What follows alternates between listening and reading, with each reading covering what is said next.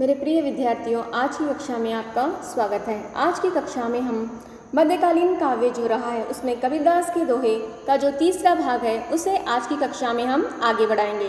तो जानेंगे कबीरदास के विचार किस तरह से समाज के लिए लाभदायक रहे हैं, उनके दोहों से क्या समाज में जो क्या योगदान उन्होंने जो कार्य किया है उसे हम आज की कक्षा में जानेंगे।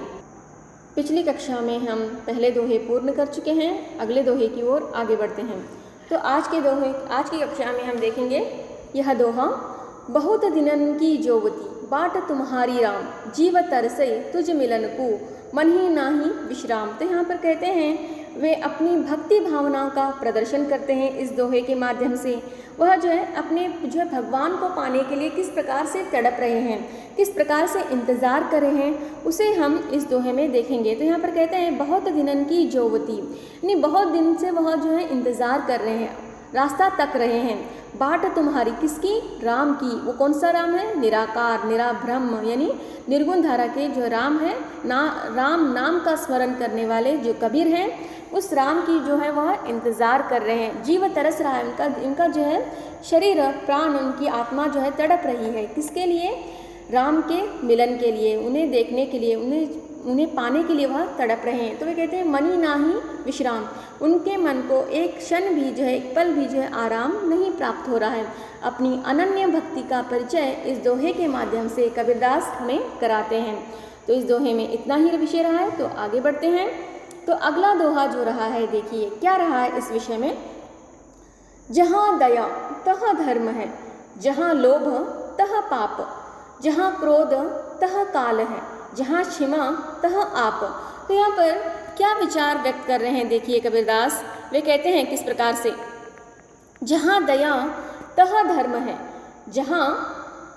जहाँ लोभ तह पाप। यानी कबीरदास का मानना था जहाँ पर धर्म की बात होती है, अब ये धर्म कौन सा है? धर्म हिंदू, क्रिस्त, ईसाई, ये वाले धर्म की बात नहीं कर रहे हैं। ये न्याय पर चलने की, जो हमारे जो है मनुष्य धर्म है, हम मानव रूप में हमने जन्म लिया है, तो मानवीय धर्म को निभाना हमारे लिए, हमारे जीवन के लिए अनिवार्य रहा है।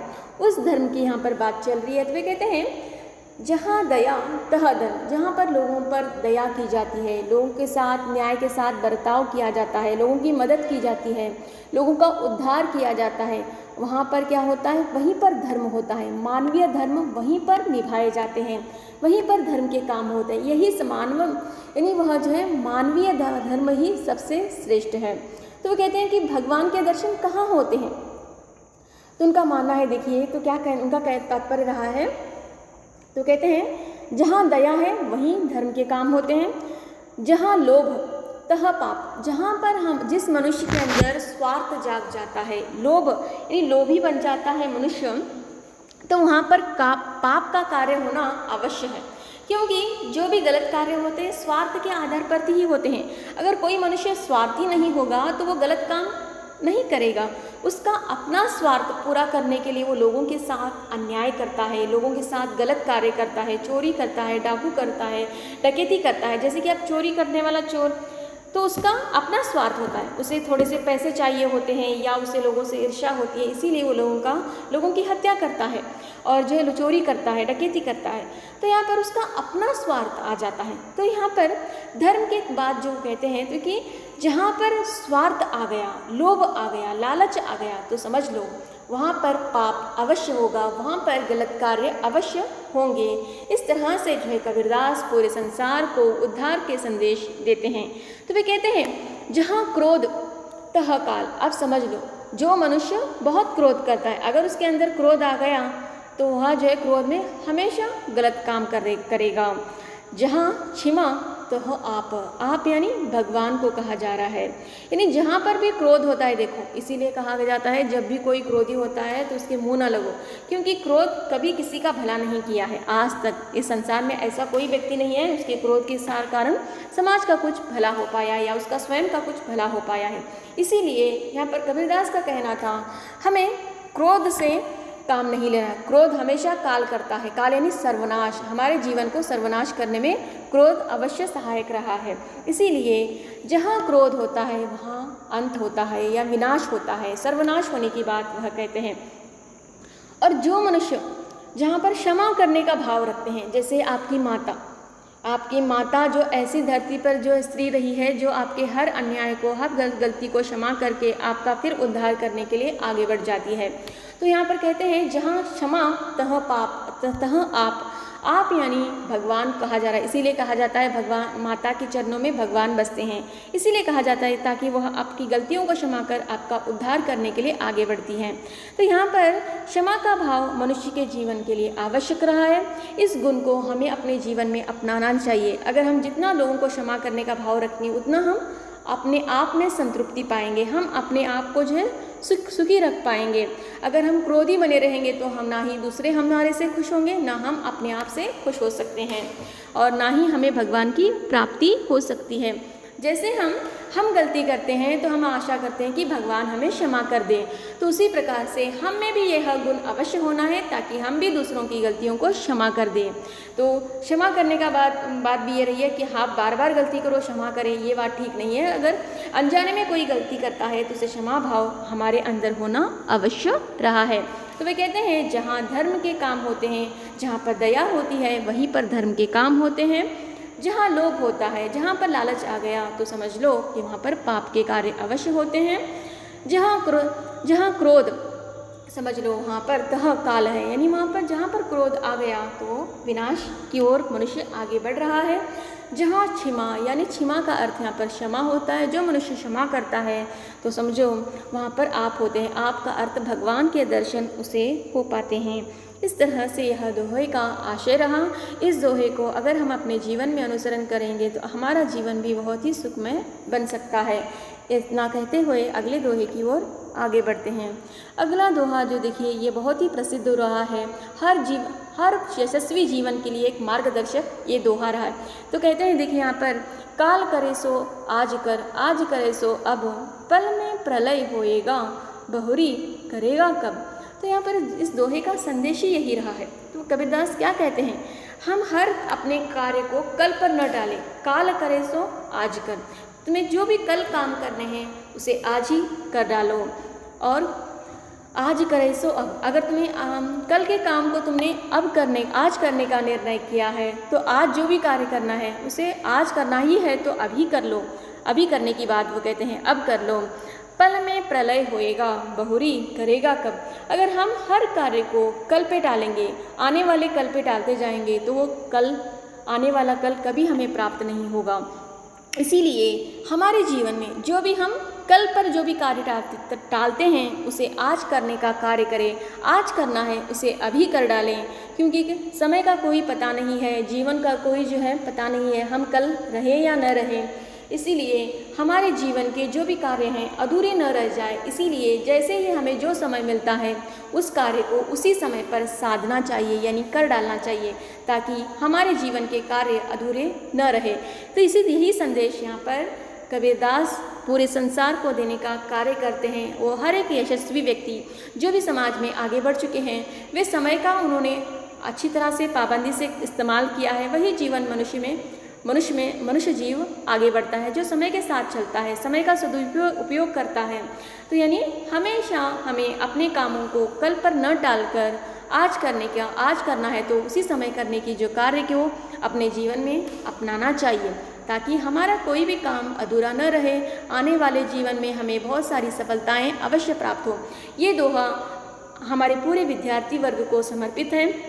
कबीरदास का जो भी संदेश है हमारे विद्यार्थियों तक भली भांति पहुँचे, वे भी अपने जीवन में सफल हो, यही आशा करते हैं। इस दोहे के साथ अगले दोहे की ओर आगे बढ़ते हैं, ताकि आपके कोई भी कार्य अधूरे न रह जाए।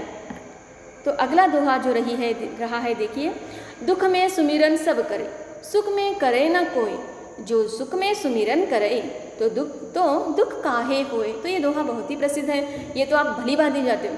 जैसे कि हमें कष्ट आ गया तो हमें भगवान याद आते हैं। जैसे कि हमारे विद्यार्थी लोग होते हैं, विद्यार्थी लोग बहुत चतुर होते हैं, आपको पता है क्योंकि आप भी विद्यार्थी हो। तो क्या करते हैं देखिए, विद्यार्थी लोग चतुर होते हैं, यानी भगवान को कैसे स्मरण करते हैं। जैसे उनका रिजल्ट आने वाला होता है, परीक्षा का फलितांश प्रकट होने वाला होता है, तो सारे भगवानों को जो रिश्वत देना शुरू कर देते हैं। यानी उदाहरण के लिए अगर उनका रिजल्ट आने वाला है तो पहले दरगाह जाएंगे, मस्जिद जाएंगे, उसके बाद गुरुद्वारा जाएंगे, मंदिर जाएंगे, चर्च जाएंगे, गिरजाघर जाएंगे, सारे भगवानों को वह जो है जाकर रिश्वत दे के आएंगे, यानी उनको सबको वह स्मरण करेंगे। जैसे ही उनको अच्छे अंक प्राप्त हो जाएंगे उस भगवान को फिर से भूल जाएंगे, फिर अगले एग्ज़ाम लिखते समय भी भगवान याद आ जाएंगे, ऐसी स्थिति निर्माण हो जाती। यह हमारे जीवन के लिए सही नहीं है।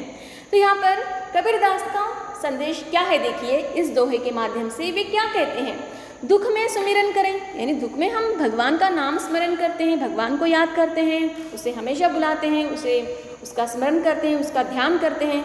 सुख में करे ना कोई, जैसे ही हमें सुख आ जाता है हम भगवान को भूल जाते हैं, भगवान का स्मरण नहीं करते हैं, सही गलत में जो है सही कामों की ओर आगे नहीं बढ़ते हैं, क्योंकि हम भगवान को भूल जाते हैं। जो सुख में सुमिरन करे, जो जब सुखी होता है वो अगर उसी समय भी वो भगवान का स्मरण करता है, सही काम करता है, भगवान की महिमा को स्वीकारता है, भगवान को धन्यवाद देता है, तो दुख काहे होए। जो सुख में भी सुमिरन करेगा तो भगवान उसे दुख कैसे भला देगा। ऐसा संदेश वह जो है पूरे संसार को देते हैं। कहने का तात्पर्य सिर्फ इतना ही रहा है कि हमें सिर्फ दुख में ही भगवान को याद नहीं करना चाहिए, जब हम सुखी होते हैं तब भी हमें भगवान का स्मरण करना चाहिए, उसे भगवान को धन्यवाद देना चाहिए।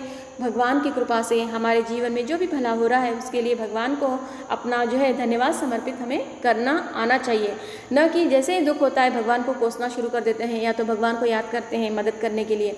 वैसी स्थिति हमारे मनुष्य जीवन के लिए सही नहीं है। यानी हमें लालची नहीं होना है, निस्वार्थ भाव से भगवान की भक्ति करने की ओर आप भक्ति करने की बात यहाँ पर इस दोहे के माध्यम से वह कहते हैं कि मनुष्य बहुत ही स्वार्थी रहा है। जैसे उसे दुख आता है तो भगवान का सुमिरन करता है, यानी भगवान को याद करता है, और जैसे उसके दुख मिट जाते हैं भगवान को भुला देता है। ऐसी स्थिति मनुष्य जीवन के लिए सही नहीं है। यानी हमारे भगवान के लिए हमें निस्वार्थ भाव से उसका स्मरण करना चाहिए, उसे ध्यान करना चाहिए, अपना धन्यवाद समर्पित करने की बात कबीरदास जी इस दोहे के माध्यम से पूरे जो है संसार को देते हैं। यानी इनके दोहे समाज में एक नव निर्माण के लिए उपयोगी रहे हैं। तो अगला जो दोहा रहा है, देखिए ये बहुत ही महत्वपूर्ण है और आज की कक्षा का ये अंतिम दोहा रहा है। जो आपके लिए कबीरदास के दोहे दिए गए हैं उसमें अंतिम दोहा पंक्ति आपके लिए यह रही है। तो ये क्या है, देखिए जानते हैं। जाति ना पूछो साधु की, पूछ लीजिए ज्ञान, मोल करो तलवार का, पड़ा रहन दो मैन।